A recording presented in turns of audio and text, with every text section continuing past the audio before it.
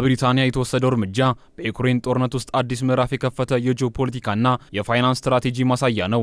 ምዕራባውያን በባንኮቻቸው ውስጥ የታገደው የሩሲያ ሀብት ለዩክሬን መከላከያ በቀጥታ መዋል መጀመራቸው የጦርነቱን የገንዘብ ምንጭ ከማስቀየር ባለፈ ለክሬምሊን ከባድ የፖለቲካና የኢኮኖሚ መልእክት ያስተላልፋል።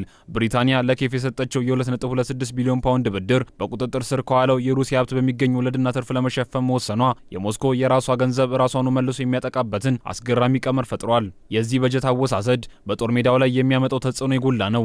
ለጦር መሳሪያ መግዣ ከተመደበው 752 ሚሊዮን ፓውንድ ውስጥ የሚቀበለው አብዛኛው ገንዘብ በዩክሬን የሀገር ውስጥ መከላከያ ኢንዱስትሪ ላይ እንዲፈስ መደረጉ ስትራቴጂካዊ ብልህነትን ያሳያል። ይህ ውሳኔ ዩክሬን ራሷን ችላ 150 ሺህ አጥፊ ድሮኖችን በሀገር ውስጥ እንድታመርት ለማስቻል የውጭ ጥገኝነቷን የሚቀንስላት ሲሆን፣ በሌላ በኩል ደግሞ ከሩሲያ የሚሰነዘሩ የአየር ጥቃቶችን ለመመከት የሚያስችሉ ከ350 በላይ ዘመናዊ የአየር መከላከያ ሚሳኤሎችና የራዳር ስርዓቶችን እንድታገኝ ይረዳታል። ይህ የብሪታንያ ስትራቴጂካዊ ውሳኔ ከቀላል ወታደራዊ ድጋፍ ባለፈም በዓለም አቀፍ የፋይናንስ ሕግና በሀያላን መንግስታት ዲፕሎማሲ ውስጥ አዲስና አደገኛ ሊባል የሚችል ቅድመ ሁኔታ አስቀምጧል። እስካሁን ድረስ በምዕራባውያን ባንኮች የታገደው የሩሲያ ማዕከላዊ ባንክ ሀብት በቀጥታ መወረስ የሉዓላዊነት ጥበቃ ሕግጋትን ይጥሳል በሚል ስጋት ብዙ የአውሮፓ ሀገራት ወደ ኋላ ይቀሩ ነበረም።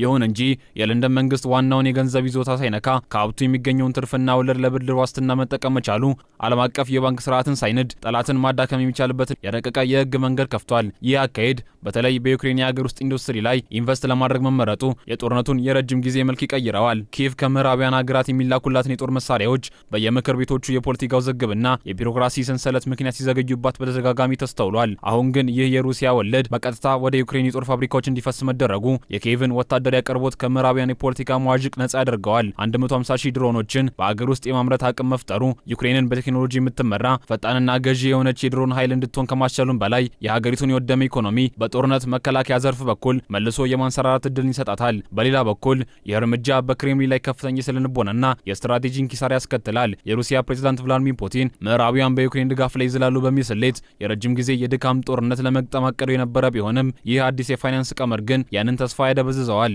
ሩሲያ ጦርነቱን በቀጠለች ቁጥር የታገደው ሀብቷ ብዙ ወለድ እየወለደ ዩክሬንን በዚያው ልክ ይበልጥ እያጠናከራት ይሄዳል። ይህ ማለት ሞስኮ በገዛ ገንዘቧ የገዛ ጦሯን የምታዳክምበት የኢኮኖሚ አዙሪት ውስጥ እንድትገባ ታደርጋለች።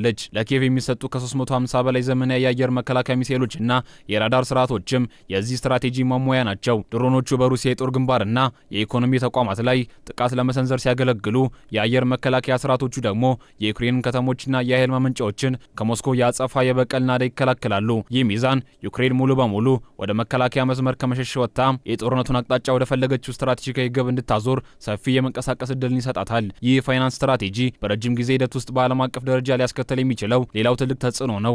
በምዕራባውያንና ባልተሰለፉ ሀገራት መካከል የሚፈጠረው የኢኮኖሚ ጥርጣሬ አንዱ ነው። ለንደንና አጋሮቿ የወሰዱት እርምጃ ምንም እንኳን ለዩክሬን ህልውና ወሳኝ ቢሆንም እንደ ቻይና፣ ህንድና የባህረ ሰላጤው ሀገራት ያሉ የኢኮኖሚ ኃይሎች በምዕራባውያን ባንኮች ላይ ያላቸውን እምነት ሊሸረሽረው ይችላል። የሉዓላዊ መንግስት ሀብት ወለድ በዚህ መልኩ ለጦር መሳሪያ መግዣ መዋል መቻሉ ነገ በእኛም ላይ ሊደገም ይችላል የሚል ስጋትን ስለሚፈጥር እነዚህ ሀገራት ተቀማጭ ገንዘባቸውን ከዶላርና ከቦንድ ስርዓት ውጭ ወደሆኑ አስተማማኝ አማራጮች እንዲያዘዋውሩ በር ሊከፍት ይችላል።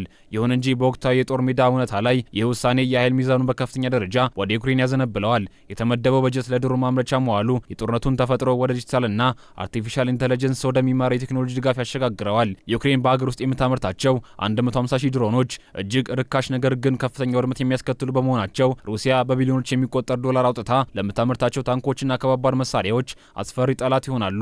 ይህ ሁኔታ ሞስኮ በሰው ኃይል ብዛትና በባህላዊ የጦር መሳሪያ በላይነት ላይ የተመሰረተውን ስልቷን እንድትገመግም ያስገድዳታል። ይህ የብሪታንያ እርምጃ ሌሎቹን የምዕራባውያን ጥምረት አባላት በተለይም የአውሮፓ ህብረትን ይበልጥ ደፋር ውሳኔ እንዲደርሱ ግፊትን ያደርጋል። በአውሮፓ ባንኮች ውስጥ የሚገኘው የሩሲያ ሀብት ከብሪታንያ እጅግ የላቀ በመሆኑ የአውሮፓ ኃይሎች የለንደንን ፈርቀዳጅ መንገድ ከተከተሉ ለኪየቭ የሚበሳው የገንዘብ መጠን በ10 እጥፍ ሊያድግ ይችላል።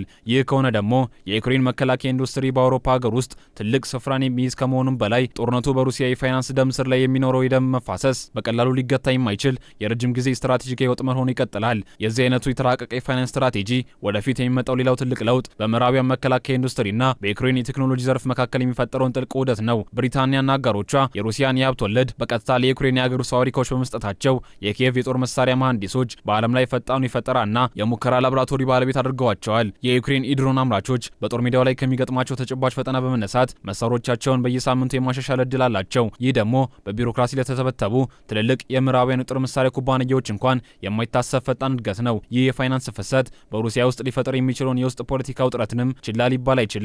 የሩሲያ ልሂቃንና የንግድ ማህበረሰብ አባላት የሀገራቸው ንብረት በውጭ ሀገር መታገዱ ሳያንስ አሁን ደግሞ የዚህ ሀብት ፍሬ ለዩክሬን መከላከያ መዋሉን ሲመለከቱ በክሬምሊን የረጅም ጊዜ የጦርነት ስትራቴጂ ላይ ያላቸውን እምነት ሊሸረሽር ይችላል። ይህ የክሬምሊን አስተዳደር የጦርነቱን ወጪ ለመሸፈን በሀገር ውስጥ ነጋዴዎችና ዜጎች ላይ የሚጥለውን የግብር ጫና ከፍ እንዲያደርግ ስለሚያስገድደው በሩሲያ ማህበረሰብ ውስጥ ድብቅ የኢኮኖሚ ምሬትን እንዲቀሳቀስ ማገዱ ይጨምራል።